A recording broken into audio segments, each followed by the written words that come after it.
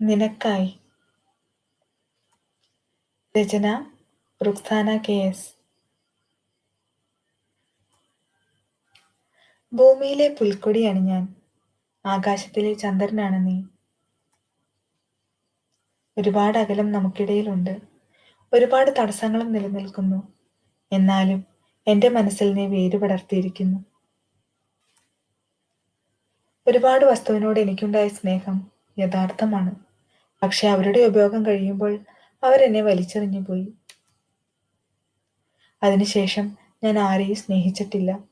വലിച്ചെറിഞ്ഞു പോയവർ എന്നെ പിന്നെയും ചവിട്ടിയരയ്ക്കാൻ ശ്രമിച്ചു.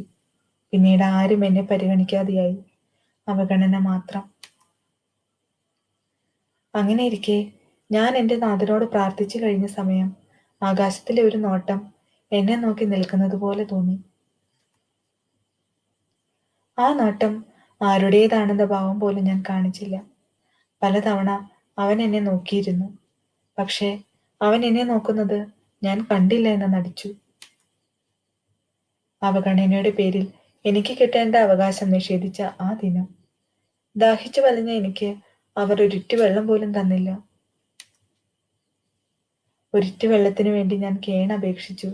അവരത് കേട്ടില്ല എന്ന് നടിച്ചു. അന്ന് പതിവ് പോലെ അവൻ വന്നു. എന്നെ നോക്കി എന്നത്തെയും പോലെ എല്ലാവിധ പ്രതീക്ഷകളോടും കൂടി. അവസാനം ഞാൻ അവനെ നോക്കി. പക്ഷെ അവൻ എൻ്റെ കണ്ണിൽ കാണാൻ കഴിഞ്ഞത് അതിയായ പ്രണയമല്ല, മരണത്തെ കണ്ടുള്ള ഭീതിയാണ്. അവൻ ആകെ ഭയന്ന് വിറച്ചുപോയി എന്ന് ഞാൻ എൻ്റെ കണ്ണ് അടയുന്നതിനിടയിലും കണ്ടു. പാവം, ഒരുപാട് ഇഷ്ടമായിരുന്നു അവൻ എന്നെ. ഞാനത് കണ്ടില്ല എന്ന് നടിച്ചു. ക്ഷമിക്കണം ഈ പാപിയോട്. മറ്റുള്ളവരെ പോലെ തന്നെയാ നീയും എന്നൊരു തോന്നൽ എനിക്കുണ്ടായിപ്പോയി. അതുകൊണ്ട് മാത്രമാണ് ഞാൻ നിന്നെ സ്നേഹിക്കാതിരുന്നത്. എൻ്റെ മനസ്സ് അവനോട് പറയാനുള്ളത് മൗനത്തിലൂടെ പറഞ്ഞു. പെട്ടെന്ന് എനിക്ക് മുകളിൽ എന്തോ വന്ന് ആർത്തിരമ്പി അടിക്കുന്നതായി എനിക്ക് തോന്നി. പക്ഷെ എൻ്റെ കണ്ണുകൾ ഇനി തുറക്കില്ലെന്ന് എൻ്റെ മനസ്സ് പറഞ്ഞു. കണ്ണു തുറക്കടാ.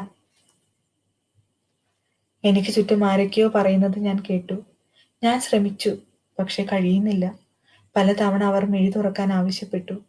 ഒരുപാട് പരിശ്രമത്തിനിടയിൽ എൻ്റെ എല്ലാ ശക്തിയോടും കൂടി ഞാൻ എൻ്റെ മിഴികൾ തുറന്നു.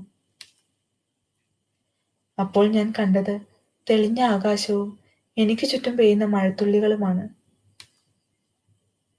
അവർ എനിക്ക് എൻ്റെ ജീവിതം തിരിച്ചു തന്നു. എൻ്റെ നാഥൻ ഞാൻ നന്ദി പറഞ്ഞു, കൂടെ അവിടെയുള്ള മഴത്തുള്ളികളോട്. അപ്പോഴാണ് അവർ പറഞ്ഞത്, ഇത് നിലാവിന്റെ സഹായമാണ്.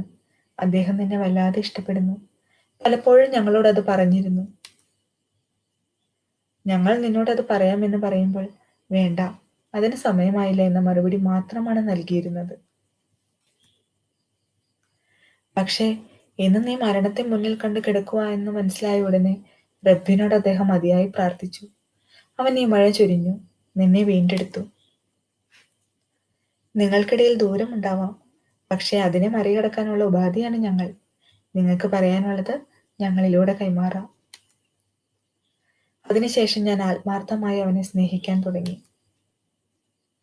നിന്നിലെ കളങ്കം, അതിന് കാരണം നീ വരാത്ത ദിനങ്ങൾ, അതിന്റെ കാരണം അവൻ എന്നോടുള്ള ഇഷ്ടം, എന്നോടുള്ള കരുതൽ എന്നിവയെല്ലാം മഴത്തുള്ളികൾ വഴി അവൻ എന്നെ അറിയിച്ചു.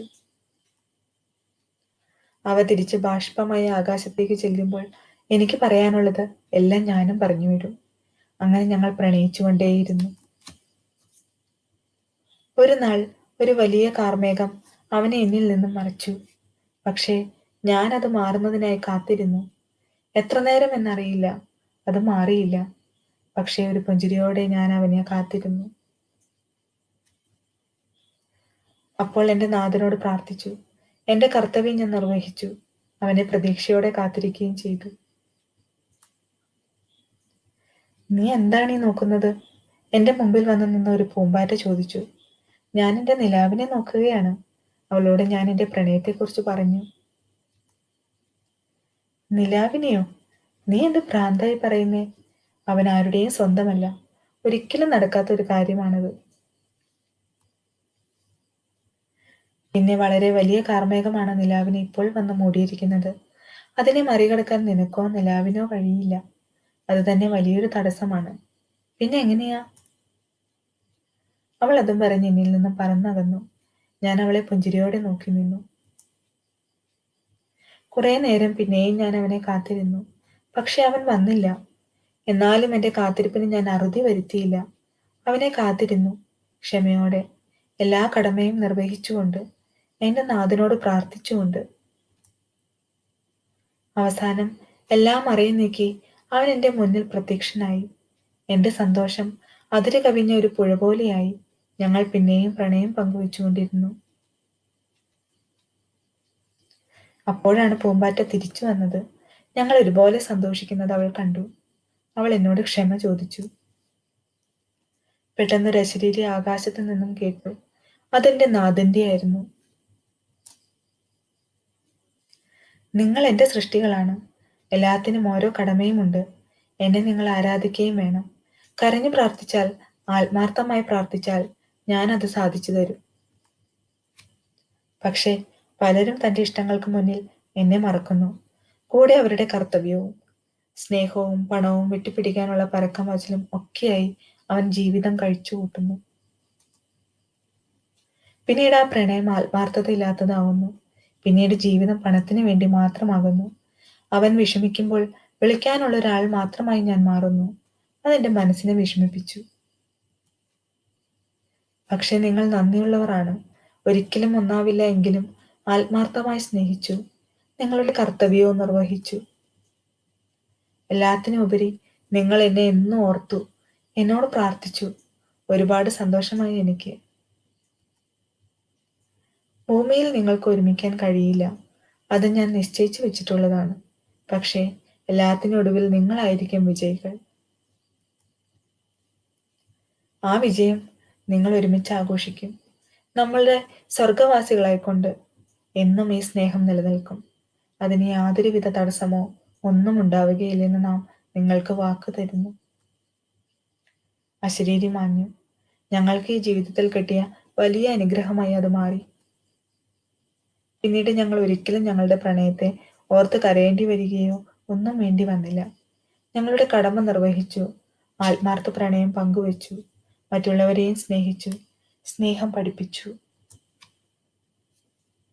ഞങ്ങൾക്ക് നിങ്ങളോട് പറയാനുള്ളത്, ഒരിക്കലും തന്റെ ഇഷ്ടത്തിന് വേണ്ടി ആരെയും വേദനിപ്പിക്കരുത്. ഇഷ്ടത്തിന് വേണ്ടി ഒന്നിനെയും ഉപേക്ഷിക്കുകയും അരുത്. ഏതൊന്നിനെ നിങ്ങൾ ആത്മാർത്ഥമായി പ്രണയിക്കുന്നുവോ, അത് കടമകളിലൂടെ നേടിയിടുവോ, അവനാണ് വിജയി.